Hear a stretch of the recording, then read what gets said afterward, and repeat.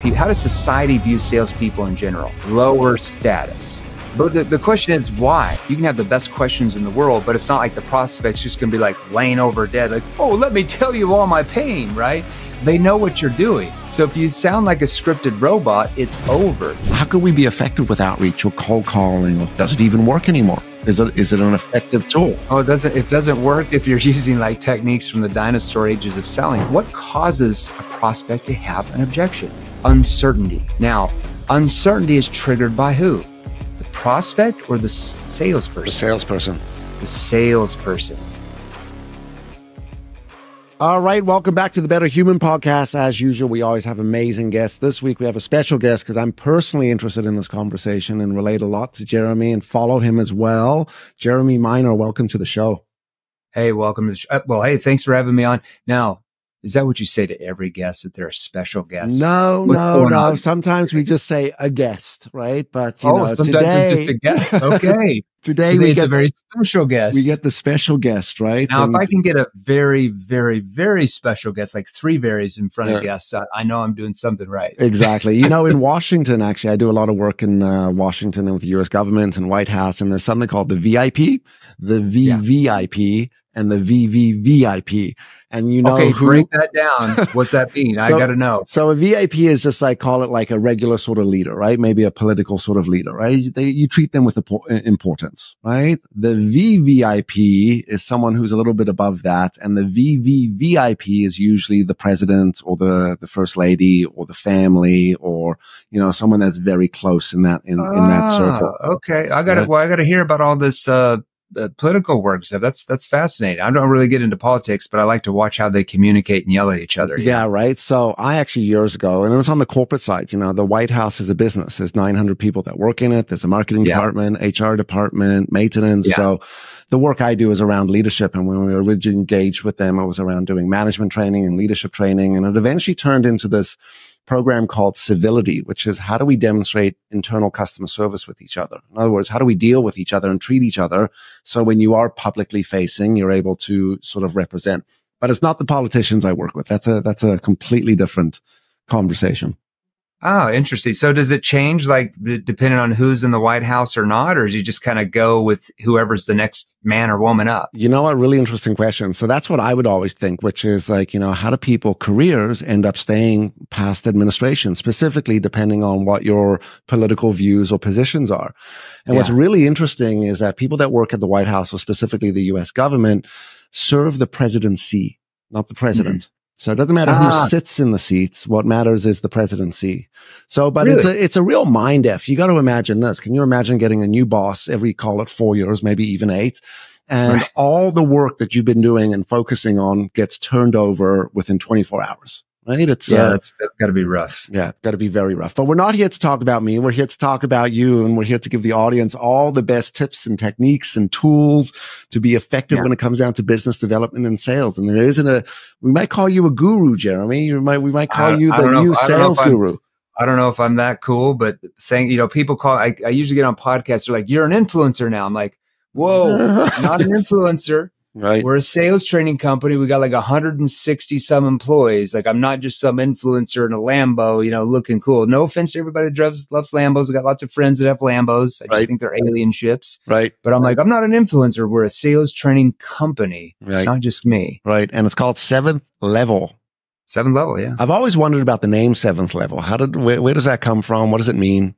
Yep. I've been getting more people ask me about that. So it's very unique. So 7th Level. So my major in college was behavioral science and social dynamics, but I minored in world religions out of all things. I love history. Like I'm a history buff. I sit there and watch the History Channel and documentaries like all the time. I could tell you anything about, I could even tell you like I'm very fascinated like World War II because my grandpa served. He landed on Utah Beach and was there the whole way.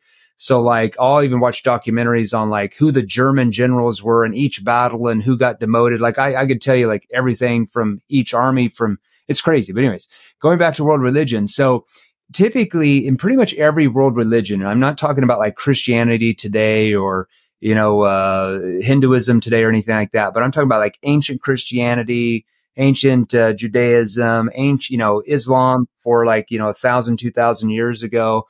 all the major religions dating all the way back to like Mesopotamia, they had various beliefs, but they all had some core beliefs, right? And one of the core beliefs that they all had is they actually believed, this is not really taught in mainstream religion now, but back in the day, we're talking thousands of years ago, it was taught that there wasn't like just one heaven and just a hell, that there were actually different levels of heaven.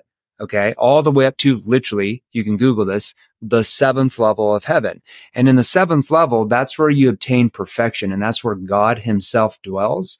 And in order for you to obtain that level of, to be with God, you have to be perfected in God. And there's just all this stuff. But this is from pretty much every world religion, Hinduism, Buddhism, Islam, Judaism, Christianity. We're talking ancient. We're not talking about like, the Baptist church down the corner today. And hey, I got family that are Baptist, so I love you guys too. But that's where 7th level comes from. The 7th levels are perfection.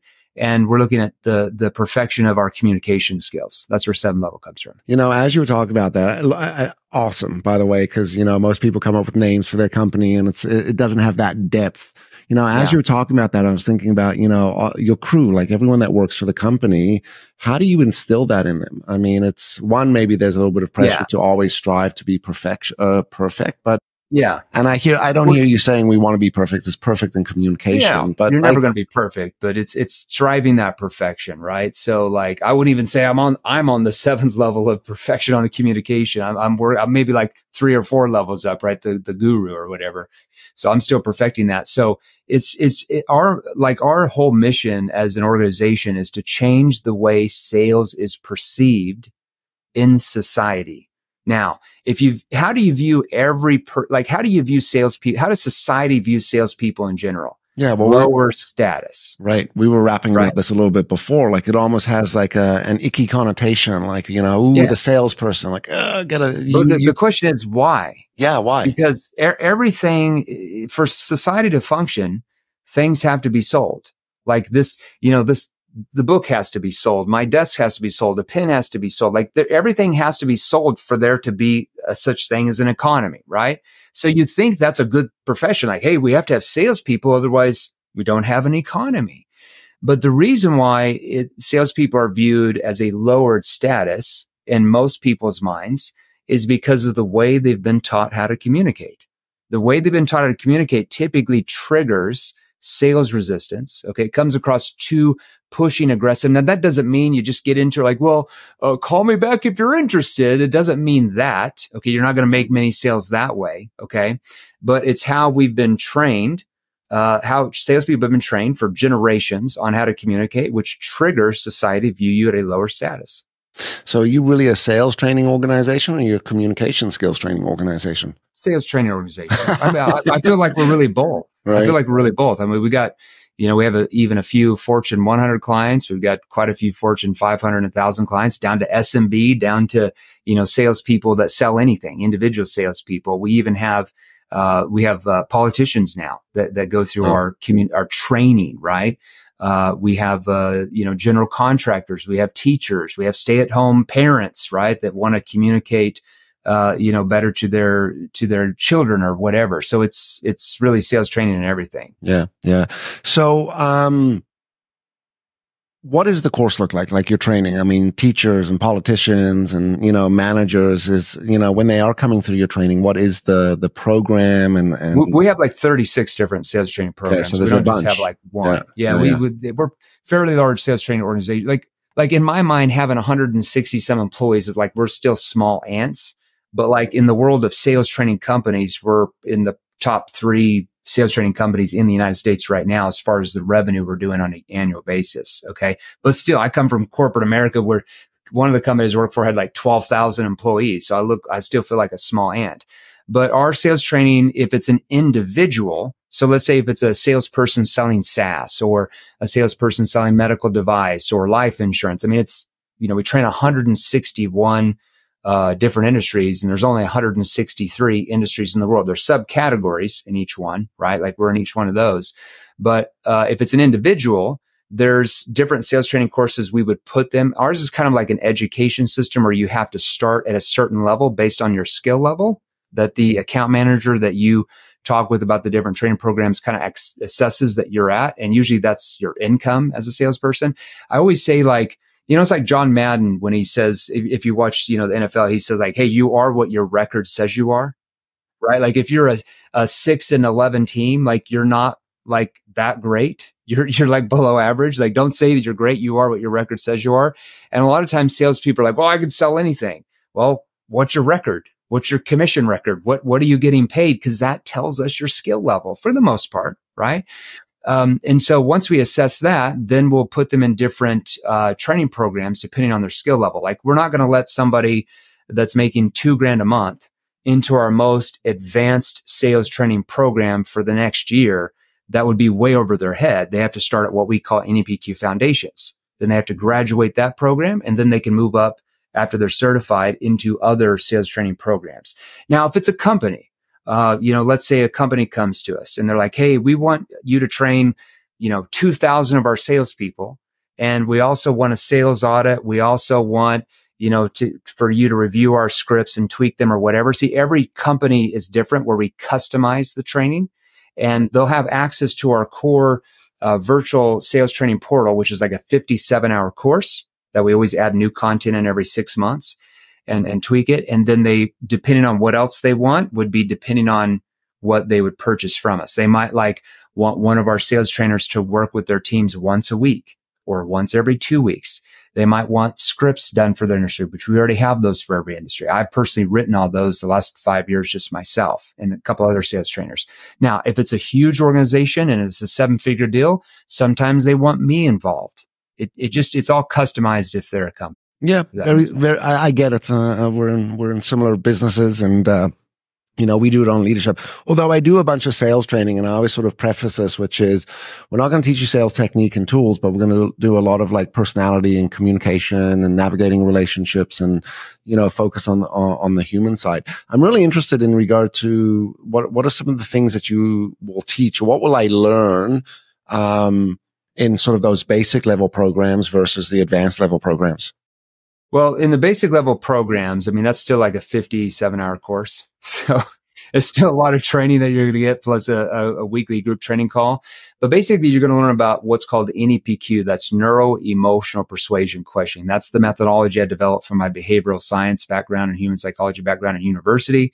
And then, my results in the field as a salesperson for 18 years in 4 completely different industries. I sold 2 B2C and 2 B2B, where I was the #1 rep in the nation in all 4 of those industries. And so what happens is they'll come into that course. They're going to learn about NEPQ. They're going to learn how to disarm the prospect through what we call connection questions, where basically it takes the focus immediately off you and puts it on the prospect. We're not asking cheesy questions that most salespeople ask to build rapport, like, hey, how's your day going? Or how are you doing today? Which every salesperson asks. And most of your prospects generally believe that you don't really give a damn about their day, right? So their guard's up. So we're going to teach you connection questions and how to get them to let their guard down. Okay. Because most of the time when we ask the same predictable questions that every prospect is typically used to from anybody talking to them from any industry, you're typically causing the prospect to stay surface level with you. And so when you ask questions, as you know, they're going to give you vague, generalized, surface level answers. And if they give you surface level answers, how do human beings make buying decisions on emotion or logic? Emotion, right? I feel like taking a drink of water, right? This feels comfortable. This feels like the right decision. Yeah. I feel like reading this book. I feel like, talking to you on this podcast. So every decision you make as a human being starts with your feeling or emotional side of your brain. I feel like going to the bathroom now. Like that doesn't start with your logical side of the brain. Now, here's how it works. I feel like taking a drink of water, emotional, because I'm thirsty. Because I'm thirsty is your logic. I'm justifying with logic. See what I mean? But a lot of, it's funny because when I got into B2B sales, which was my second career in like more debt relief services, mainly SMB, some Fortune 1000 companies, my VP was like, you don't understand when they were trying to recruit me. You don't understand. You can't ask all those questions to, CEOs and CFOs of companies because they just want stats and facts. And I'm like, oh, but aren't they humans? Because human beings start every decision with their emotional side of their brain. And their average is funny because their average sales cycle is between 9 to 12 months. And so I'm like, okay, well, why does it take so long? And it's just because the reps didn't know how to trigger different emotional drivers to build urgency in that prospect's mind to want to change. Now, my average sales cycle was 2 to 3 months. Yeah. And I made 20 times more. This was debt relief? Yeah. Yeah. So, I mean, there is urgency there, right? And it's about, I would imagine, a lot of trust as well. But there's urgency in everything, right? Like if I'm selling pins, if I know how to position it right and I know how to disarm the prospect and get them to emotionally open up, I can sell pins very quickly. I can sell anything quickly if I understand how to get the prospects to let their guard down. Now, if I don't understand that, then I'm going to be commoditized because now they just go around searching for the cheapest thing, right? That's called commoditization. So connection questions, then they're going to learn what are called situation questions that help you and the prospect understand what their real situation is. Most prospects don't know what their real situation is when you first start talking to them, right? Now they might think they do, but do they really, right? Like if I woke up with a headache tomorrow morning, it's like, oh, my head hurts. I need to go to urgent care to get some migraine medication because that's what I think I need, right? But if I went to the doctor and she's like, oh, you think you need migraine medication? Here you go. But she didn't find out more details. And let's say I die 3 weeks later because I have a terminal brain tumor that was the cause of the migraine. See, she'd be doing me a disservice, right? So if I went in there and she asked me more pointed questions about the pain and how long I've had the pain and what the pain's doing to me and what the pain feels like and what the pain's preventing me from doing and other questions, then I'm going to start feeling quite a bit of internal tension that I might have much bigger problems than I originally thought I had. So then I'm going to be much more open to what she's suggesting as the way to solve that. You see what I mean? So it's hard how can you build a gap to where the prospects want to be if they don't even really understand where they're currently at? So situation questions help them discover what their real situation is and the salesperson, right? Then we're going to start building a gap to where they want to be. Those are what we call problem awareness questions that help the prospect find problems they didn't realize they had. Because what do most salespeople do? They ask them questions. The prospect tells them one problem, and then what? Beeline on it. They jump right on it. Oh, well, let me show you how we solve that problem. Right. Well, the problem is your gap's just right here. And let's say you go over how you solve it, and they're like, well, I think we can solve that ourselves. And then there's no sale. Mm-hmm. But if I can help the prospect find 2 or 3 or 4 or 5 other problems they didn't realize they had, even if they feel like they can solve one of those problems, there's still 3 or 4 left. Mm-hmm. They're still going to buy. Right. So that's building the gap. Okay. Problem awareness. Then we've also got to get them to see what their future looks like once the newfound problems are solved. Okay. That's what we call solution awareness questions, or some people call that future pacing. Okay. And then we typically, once we get them on that emotional high, I want to rip that away from them by asking what we call NEPQ consequence questions that get them to defend themselves on why they feel like they need to change and change now, which builds a massive urgency.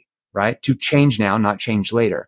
Now, if you're in B2C, you're typically then going to transition into your presentation and then commit them to take the next step, purchase what you're offering. If you're in more of a B2B role, like more of a complex, let's say enterprise, you're transitioning to whatever your next step is. If you sold SaaS, it could be, or cybersecurity, it could be a next step demo, right? Let's say if you sold medical device, it could be a next step meeting with who's in charge of medical device ordering. It just depends, right? So whatever the next step is in your sales process, you're transitioning into that. So that's what they're going to learn in NEPQ foundations. Yeah. Cool. Very cool. Very, very, very tactical and intangible, right? One of the things I teach in effective communication is questions, right? And how to use questions. And it's what you've just acknowledged, which is there's a reason you ask these questions. There's an order and a process to them. And if we do them correctly, we should be able to lead to a better outcome. Actually, it's even how you ask them though, correct. Right? Because we can have as you can have the best questions in the world, but it's not like the prospect's just going to be like laying over dead. Like, oh, let me tell you all my pain, right? Yeah. They know what you're doing. Yeah. So if you sound like a scripted robot, it's over. So it's how you use your tonality that triggers I always say your tone is how the prospect interprets the intention behind everything you say and everything you ask, right? So like, do you have any teenagers yourself? I got young kids, 7 and 9. So, Well, okay, we're trying to keep them under 10 for as long as possible. You'll find out in a few years. See, I'm divorced now, but I got married when I was like 21. I had kids, boom, boom, boom, boom, like real quick. So I've got teenagers now. And so, or let's even say your 9-year-old, right? She, is it a boy or girl? She. Okay. So she walks in, she does something really bad. Mm-hmm. Okay. So a lot of parents will come in there just as communication 101. They'll be like, oh, I'm so disappointed in you. Mm-hmm. Right? Their hands are out and they say it that way. Now, what is she going to do when I use that type of body language and tone? She's going to get defensive, maybe even withdrawn. Defensive and withdrawn and defend herself. But if I come in and change my tone into more of a concerned tone, tone that shows empathy, and I put my hand on my chest, I'm like, I'm so disappointed in you. Mm. She's still going to know I'm disappointed and upset, but she knows that it's because I love her and I care for her and I'm concerned for her. She does that because my hands on my chest shows concern and I lower my tone into a concerned tone. That completely reshapes the entire conversation of what happens next. Yeah. Yeah. I was actually going to ask you, what are the other tonalities that you use? So, cause I was actually watching one of your posts, not too long ago where you're talking a lot about tonality. Right. Yeah. Tonality is where the sale's made. It's not even just the words. It's how you're using the words because and it's even your facial expressions, right? Your body language, right? Even if you're on the phone and they can't see you, I always say your facial expressions are the remote control to your tone, right? Like, so there's 5 types of tones. You got a curious tone. Walk me through. What do you guys do now for generating new clients and prospects? Just so I understand, like if I'm sell for a marketing agency to, let's say, a company looking for better leads, right? So that's a curious tone, right? Now, there's certain contexts where I actually want to use a confused tone. So let's say if you're a prospect and you're like, oh, geez, like we've been really stressed out about this. I might go, oh, hold on. How do you mean by stress? See, that's a confused tone. Now, what happens subconsciously in the prospect's brain when I have that confused tone with that emotional word they just said, stressed, is basically their subconscious tells them, oh, he didn't understand what I meant by stress. I need to expand on that more. And so what they do is they just like, oh, well, what I mean by stress is, and they start reliving their pain, right? So a lot of times, if you're one of our clients, you learn all this stuff, but I'll do a reel about a confused tone and you'll be a few people and they're like, you can't show them you're confused. You got to show them you're an expert. Well, I'm not saying you get to the presentation, you're like, oh, I'm confused. I don't know how it works. But sometimes when you use a confused tone and clarifying different things, every time it causes them to expand on that.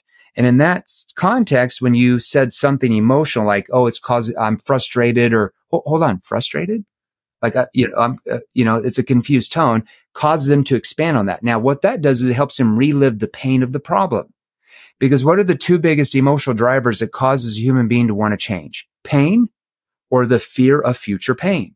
So if I can't help a prospect relive the pain of their current problems, or at least have a fear of future problems, they don't feel any need to change. When the prospect doesn't feel a need to change, that's why you get so many objections, and that's why they don't buy. So pain is good, right? Yeah. Well, what's your thought on objections? I mean, I once learned that, for every objection you overcome gives them another reason to buy. You can. I'd rather prevent the objection from happening in their mind, though. That's called objection prevention. Not to say you're never going to get an objection, but if I can reduce my objections by 50 to 75%, I'm playing a whole different ballgame that most salespeople never get to play. Right? Because if you look at what causes a prospect to have an objection is uncertainty. Now, uncertainty is triggered by who? The prospect or the salesperson? The salesperson. The salesperson. See, like I'm going into the psychology because when I got into sales, I'm like, well, the way my brain works is, well, people are like, we got to have these rebuttals for these objections. But I'm like, oh, but what causes a prospect to have an objection? Like I'm thinking about it differently, right? Like what causes that? And can I prevent most of those objections from actually happening in their mind, right? So a lot of that is still coming back to your tone. So there's other tones. I'll come back to that and let's talk about objections. So the third tone, there's curious tone, there's confused tone, there's the challenging tone. So I can't have a challenging tone with my questions in the first couple minutes of a conversation because I don't have much trust and credibility yet, right? But let's say I'm 3/4 of the way into the first discovery call or virtual appointment or in person, and I want to challenge them. It's called consequence questions. And I might go, let's say if you're, once again, let's just go back to that marketing example. If you're a marketing agency selling to a company about getting a higher quality lead. So I'm going to repeat back whatever they said their problems were, right? So, okay, but on the flip side, what happens if you don't do anything about this? You keep getting these lower quality leads that your people can't get a hold of. I mean, how long is your boss going to give you at that point? So I start off challenging, right? And then I end with a concerned tone. Now, why would I start off challenging? Because I want them to I want to raise their emotion, but then I want to lower it at the end to show them that I'm concerned for that consequence happening if they don't change their situation. So that's a challenging tone. Then, like we talked about, you have a concerned tone, a tone that shows empathy. I might, if there's a prospect having a hard time moving forward, I might just lean in and put my hand on my chest. I'm like, can I ask you something? Yeah, sure. Go ahead. And this is off the record, but what's really holding you back from moving forward? Concerned tone. See, that tone causes them to feel like I am genuinely concerned for them not solving the problems that they just said they had, right? That's an example of that. You can use a concerned tone on a lot of different questions. And then I have a playful tone. Let's say you and I get on Zoom for an appointment and the first question on your mouth is like, hey, how you doing today, Jeremy? Now, most salespeople are like, oh, I'm great, just working hard or whatever. It doesn't really hurt them, but it doesn't really help them. So I want to use what's called a playful tone. Okay. And I want to help. And it's usually a disarming technique. All right. So I might say, oh, just hanging out, being the boring guy. What about you? Oh, I'm sure you're not boring. See, what did I just do? I helped disarm that prospect right there, but I have to use a playful tone. Now, hear how it sounds if it's just a regular tone. Oh, just hanging out, being the boring guy. What about you? Whoa, you are really boring. Oh, that's kind of awkward, right? Yeah. But it's like you want to get away from that as quickly as possible. Yeah. Or let's say if I'm selling life insurance and, they say something about, oh, well, my spouse, she'll just have to figure it out with the new man that, after I die, she'll just be taking care of the new guy. Well, what's going on over there? She already looking at you, at replacing you, Bob? See, that's a playful tone. He's like, oh, no. Well, in all seriousness, no, because I don't want you sleeping on the couch. How long will she be able to pay the mortgage and the car payments without your income? And then I go into more of a serious, concerned tone. So I'm shifting my tone. Do you know who's your favorite actor or actress in Hollywood? I don't know if I have a favorite, but I mean, we can pick just anyone as an example. Let's go for, what movie did I recently watch? I'm trying to think, right? Why don't Come on, baby, give me something. Yeah. Good. Why don't we go for Samuel L. Jackson? Hey, he's a great actor, right? So the reason why you're so in tune with him, because pretty much everything that he says in the movie is what? 100% scripted. But does it sound scripted to you? No. You know why? Because of the way he uses his tonality and facial expressions and body language. Because if he talked like this the entire time with all of his lines and his facial expressions were remaining the same, you would get bored after 2 minutes and you would never hear of Samuel L. Jackson because he would have never been so popular, right? He would have still been waiting tables or whatever. The reason why you're so in tune is because of his tonality and how it shifts, right? Even though it's all scripted, he's got everything memorized. His facial expressions, his hand movements keeps you engaged in the show. In fact, when you watch his shows, you don't actually view him as Samuel L. Jackson. You view him as the character he's portraying. That's the difference between mastering tonality and body language and just reading a script. Did you ever do acting classes or improv or stand-up or anything like that? I didn't. I did acting classes. Now, not to become an actor, though, because after about a year and a half into sales, I started reading in every book. You read it too. 93% of all communication is by your nonverbal, right? Your nonverbal, your body language and tonality. But how many of those courses actually taught you the tonality or the body language? None. So I'm like, nobody knows this is sales trainers. I went through everything. So I hired a very famous acting instructor. I'm going to tell everybody who that is. Still use them today. out in Hollywood. Some of the legends you read about, their movies and stuff, are taught by this gentleman. And I learned advanced tonality. I learned body language. I learned how to use my facial expressions to shift my tone up and down and everywhere. And we train that in our virtual training courses. And that, that first year, that cost me over $100,000 to learn that. But it's made me tens of millions just in my sales career before I started 7th level. Call about an ROI. When did you start 7th level? I started it in 2018. Wow, this is new, man. Like this isn't like you've been around for 30 years. This is you've had a lot of success with this company, and the company itself really has grown tremendously. We have, yeah. It's the methodology. It's not me. I always say it's the methodology. It's our marketing team. It's everybody. It's the entire team, right? For sure. It's really the methodology, the results we've gotten. We have a bit over 20,000 some testimonials now, wow, just in the last 3 years off of our clients. Not even our free stuff. I mean, our free stuff, we probably have tens of thousands. We don't count those, but just off our clients. So, what was the reason you wanted to start the company? I mean, it sounds like you had a very successful career in sales. And, at that point, if you could hit that type of level in sales and business development, you can control your income. You could sort of, live a life. What was the motivators to say, let's become this entrepreneur and, take a whole another type of pressure and stress on you? Whole different stress, right? Well, I retired in 2017 for my career. So it was almost an 18-year career, like 17 years and 9 months or whatever. And, I didn't know what I was going to do. I'd already invested some real estate. So I was going to retire. Maybe I'll do something in 2, 3, 4 years. And then I started seeing all these ads on Facebook from the sales gurus talking about different sales training. And it was the first time I really had ever got on social media. I didn't have time in my career to really even pay attention. And, the things that they were saying, I'm just like, man, if I would have sold that way, I would have made like 95% less in my sales career. Like that stuff doesn't work that well unless you want to play the numbers game. I'd rather play the skills game. And throughout my entire career, everybody in the companies I was with, they're like, you need to start your own sales training company. You need to do this. You need to do that. I just never done it because I didn't know what I didn't know.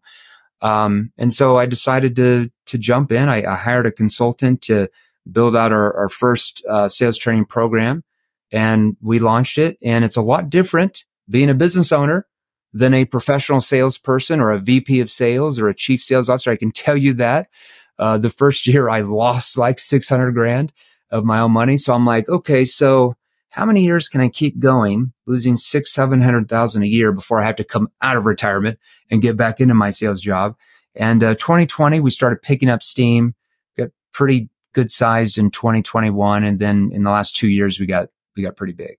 For a sales training company, anyways. Yeah. No, you guys are killing the game. I told you, I've been in the industry for a long time, and every once in a while, there's a company that comes along that is going to be around for, call it ever, right? Because there are a lot of fly-by-the-night training companies. They pop up, they think, oh, I'm going to write a course and I'm going to sort of market it and sell it. And, I think the confirmation or the acknowledgement here is the company has grown. The company has built. The company is actually in one of the top sales training companies out there, right? Specifically, supposedly, that's what we were ranked. Not my grandma saying it, but we were ranked by Selling Power Magazine ranked us in the top 20 in the world. You have to submit your financials for that. For sure. To prove it. You can't just pay for it. Right. I'm always worried about that. I'm like, oh, you want to be featured in Forbes? Like, oh, I don't want to pay for that. Why would I pay for that? That's just stupid. I understand everybody does that, but it's all good. But I get those emails all the time. I know, right? But yeah, we're a company that fulfillment of our clients is the most important thing to us. Now, what I mean by that is we spend a lot of money on the fulfillment to make sure our clients get what they paid for. We don't just sell them courses like, hey, see you later. Good luck, because you're not good. Even if it's the greatest course on earth, if there's no really depending on what level they're at, if there's no group trainings and other things you do for those clients, they're not going to learn the nuances, because even in a 57-hour sales training course, I can't teach them everything, right? They're not going to feel like a lot of people that follow me on Reels are like, I loved your Reels. I'm making more sales. I'm like, those are tips. Like, that's not sales training. You don't understand our methodology if you're watching 60-second Reels, because you don't understand the context of what to do if they say this or ask this. Like, you're just taking little tips. That's not sales training. That's like 0.0001% of what our clients go through as clients that they're getting on free. Those are basic reels, right? So, for us, we could quite literally double our revenue right now with our marketing machine, but we wouldn't get our clients as the results we're getting them now, right? Because we would just bust our fulfillment. So this year, we focused on slowing down our growth in 2024 and plugging in holes, right? As you know, when you have a startup, sometimes you're just plugging in holes. Like, oh, we need a VP of ops. Oh, hey, let's take this guy who's an average guy in our salespeople. He seems analytical. You want to be VP of ops? Boom, plug him in. But then eventually, after you get to a big size, you're like, okay, we need people that have already done the thing that we're wanting to do in those positions, not somebody that was just kind of a body pushed in there. Now, some of the bodies, you push them in there and they perform because they grow with the company. Others don't. And so this year really focused on a few holes in corporate positions that we're plugging in those gaps, and then we'll scale again in 2025. So we slowed our growth down to like 40 or 50% this year. That must have been tough for you, considering that like there's just such a zest and a motivation to keep killing and selling and getting out there and getting this out to the world. It is, but if your brand wants to be around 10 years, 25 correct. years, 50 years, like when you're not even here, when I'm not here, whenever that day is, this sales training will keep going because of the methodology and the foundation. If it was just me and my assistant and two other people, and I was just writing a bunch of books, when Jay Miner gets ran over a bus in 30 years or whatever happens to me, there's no company. But when I leave this planet, there's still the NEPQ, the methodology's there. There are going to be millions of people training it by that point. It'll still be here. Like the founder of Sandler Institute, that's the largest sales training company in the United States. David Sandler, he passed away in the 90s. He started in 1971, passed away in the mid 90s, and they're still rolling around as the biggest company in the United States. But I also might argue that the Sandler model is a little outdated, or well, that's up to you to decide. I'm not going to say that. Right. I know I compete with Sandler on some gigs, right? So, it's, you always get into that pitch. You have to really you have to change your, like, it has to evolve. We're always evolving. Like if you took one of our advanced courses 3 years ago, Advanced Inner Circle, you're going to notice that and people were crushing it with that, but we learned different nuances, especially from the different industries. And so we're always adding that in there. And now members get even more results. So like you have to evolve the methodology. I agree with you 100%. Yeah. Yeah. Well, and while the methodology is the methodology, the application of that methodology grows and evolves, right? Now we have AI that we're adding into that, and there's some companies now coming to us to license our methodology for their AI to sell like smaller ticket stuff. Well, maybe I should reach out to you guys for that. We're about to launch a big this year for us is a big B2C model. I mean, the business originally started out B2C. You would run an ad in the newspaper or the subway, and someone would call in, and got them on the phone, and the objective was to get them into confirming an appointment within 24 hours, right? Because 24 hours later, excuses, boom, boom, boom, and then it was a very high pressure, high urgency sell. Killed it. Did really well. That's how I learned how to sell. Used to walk into the office and 8:15 in the morning, I'd get the conversation or the question was, "Do you sell anything this morning?" Be like, it's fucking 8:15 in the morning. Like we've just started. Just get started, man. Right? Be like, well, I've already closed too. What are you doing around today? Right? Yeah. So there was always that sort of competitiveness, and that's sort of where I sort of cut my teeth in sales. And I love what you said earlier, which is like, from a salesperson standpoint, like business and economy doesn't happen without us, without that frontline person. And it's a difficult position to be in. I wanted to ask you this question really around outreach and cold calling, because I'm a believer that if you could cold call, man, that's 50% of the battle. But in today's world, to get through to someone, right? So cold calling's changed a little bit, but from an outreach standpoint, how could we be effective with outreach or cold calling or cold emailing? I mean, and in quotations, does it even work anymore? Is it an effective tool? It doesn't work if you're using like techniques from the dinosaur ages of selling, for sure. Because people that say cold calling is dead, the question is, hey, Jeremy, I just haven't learned how to use my tonality to disarm the prospect when I'm cold calling. So I'm getting rejected most of the time. Can you show me how? Because in a cold call situation, it's all about disarming the prospect. But if I sound like every other salesperson calling, "Hi, is this John? Hey, John, my name is Jeremy Miner. I'm with XYZ company. And listen, the reason why I was calling was their guard, he or she's guard automatically up. It's their survival part of our brain, right? Like, oh, salesperson trying to sell me something, not interested. We didn't even hear the words. We just heard the tone. Because like I said, your survival part of your brain is first, what goes in your survival part of your brain is the tonality, the sounds.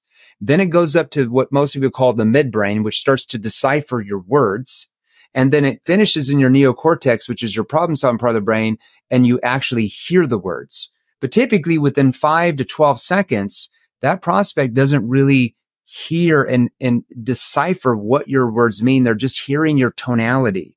So if you sound like a telemarketer when you call, you're going to be, you're triggering resistance automatically. Okay. So I want to have some type of pattern interrupt. Okay. So let's say if I'm I was just teaching this to one of our big clients that they call distressed properties. So they're investor group called distressed properties, right?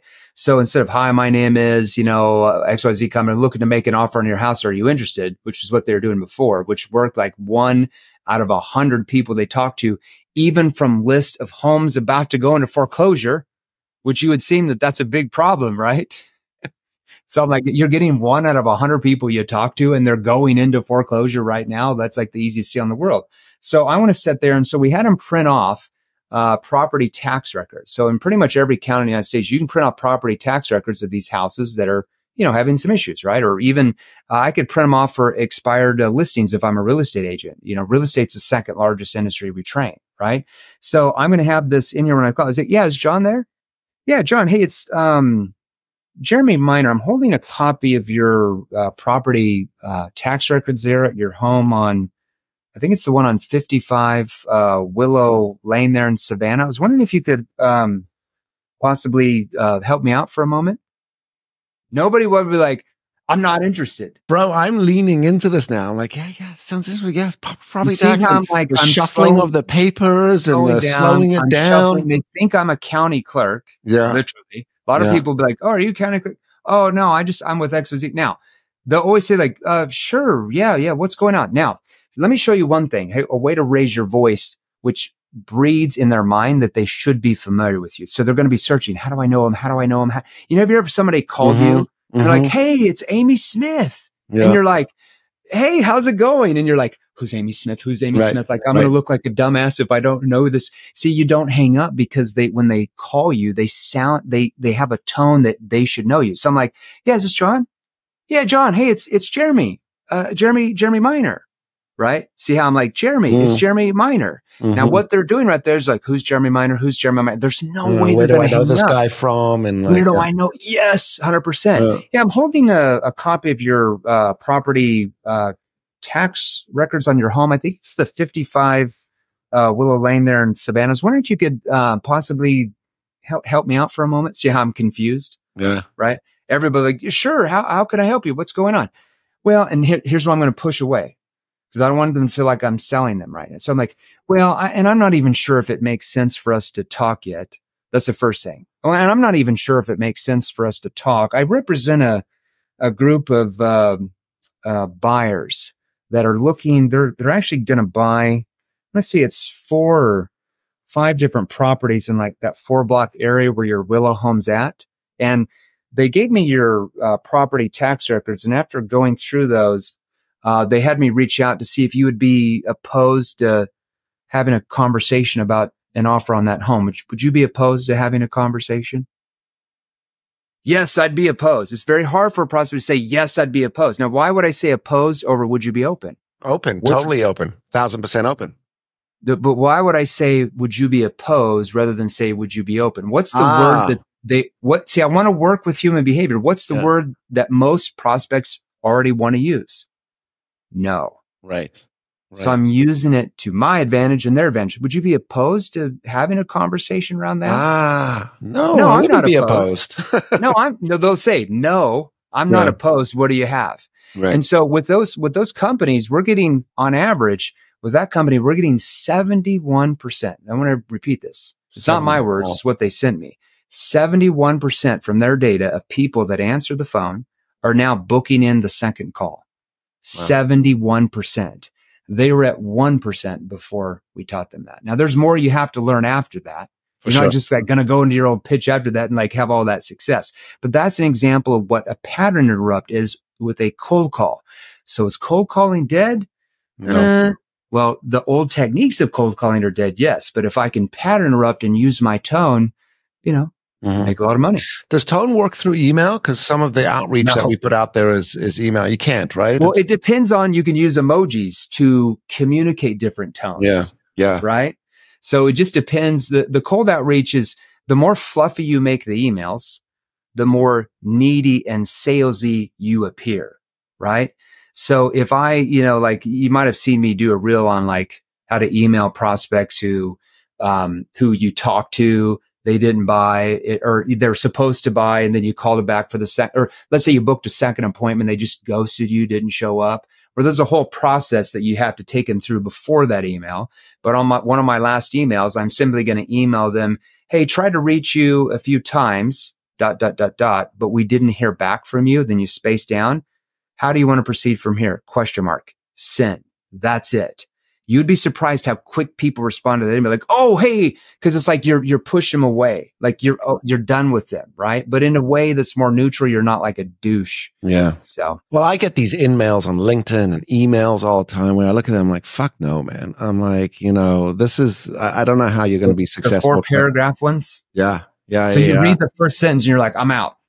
And where I really am out is the first sentence is, hi, I'm here to help you. And, I believe and blah, blah, blah, blah. And I'm like, you haven't even connected and spoken and you don't even know what I do. I even have people, message me specifically on, LinkedIn. You could see they're all copy and paste. So they're just that email campaign. Oh, I love the ones that we get that where they want to help us with our salespeople. Correct. You're like, this is what we do. Did you not do any research? Did you not figure it out that this is not? Or the ones are like, we can help you get an extra 40 book calls a month. I'm like, we get 6,000 book calls a month. Yeah. Thanks for the 40. Yeah. Really appreciate that. Right. Yeah. Anyway, Jeremy, after this, I'm going to pick your brain a little more because we're doing, as I said, this big B2C model, and I'd love to get let's set up a time to talk for sure. Guidance for that. I know. Thanks for having me on. Yeah, man. I know we're running out of time, and it's been a real pleasure. I wanted to ask you 2 more questions. Some of your favorite sales books. Like if someone was getting into sales, what would be some, besides, you have a book out now, right? Yeah. So our book, besides your book, right? I think To Sell is Human by Daniel Pink is a really good book on the psychology of how buyers have evolved and changed. I think it's a really good book on psychology. I want to say my good friend Mark Wayshak has a good book. He's a sales trainer, teaches a lot of sales leaders management. What is that book called? That's right here, The High Velocity Organization. I think that's a really good book for sales leadership. What are some other good books? I think Chris Voss has a good book, Never Split the Difference, on human psychology. I think that's an excellent book. My friend Mark Bowden, which is probably one of the world's biggest experts on body language. He trains a lot of the EU politicians and a couple of the presidents of the United States here in the last couple of administrations, body language. He's got a book called Truth and Lies. And I can't remember the subtitle. That's a really good book that he just came out with. There's so many good books. I'm leaving a lot of my friends out of here. I think Pitch Anything with Oren Klaff is a really good book, even though I don't like the word pitch, but it's a good book on raising your status in the prospect's mind. I mean, there's Jerry Acuff has a really good book on what's called The Relationship Edge, with really listening skills. I mean, I could go on and on. I'm leaving out a lot, but those are some. That's okay. Those are great. One book that really stood out to me early days, and my good friend of mine, amazing sales leader, probably one of the best sales leaders I've ever come across, dropped a book on my desk called 32.5 Ways to Make Your Cash Register Ring. And I never heard of that one. I'll have to buy that one. It's Jeffrey Gittimore. And it's just a classic story of, I think his name's Patterson, how he built, and this is like in the 1800s, he built a sales team, and what they were selling was cash registers. And you went out and you went to people saying, hey, I got this cash register. And people went, no, thanks. I'm good on that. And then the question came down to, how do you know how much money you owe people? And how do you know how much you're owed? People were like, oh, I've got this little book that I write things down. Well, what if I could like give you a piece of paper that gave you that information instantly? And the story gets into on how important the training behind that conversation, which was like the team training and the physical training. Anyway, very light read, maybe like 90 pages. It's a cool book. To check it out. Well, brother, thanks for having me on. I've got to jump off. I've got a hard stop. I love this. We're going to have to do this again. We will. For sure. We will. I want you to be on our podcast. I would love that, man. I would absolutely love that. All right. Well, for the audience, if you like today's episode, don't forget to like, subscribe, and share. Go and follow Jeremy Miner if you're not following him already. And best place to follow us is probably on my Instagram handle, Jeremy Lee Miner, Miner, Jeremy Lee Miner. Well, we have close to 700,000 followers on that account. Best place to follow me. And if they want to get one of our books now. Here's the thing with the book. Are you going to triple your sales reading words? Going to be hard because your brain only retains words less than 3% after 30 days of you reading a book. But it's a good foundation, right? Just the way the brain works, as you know.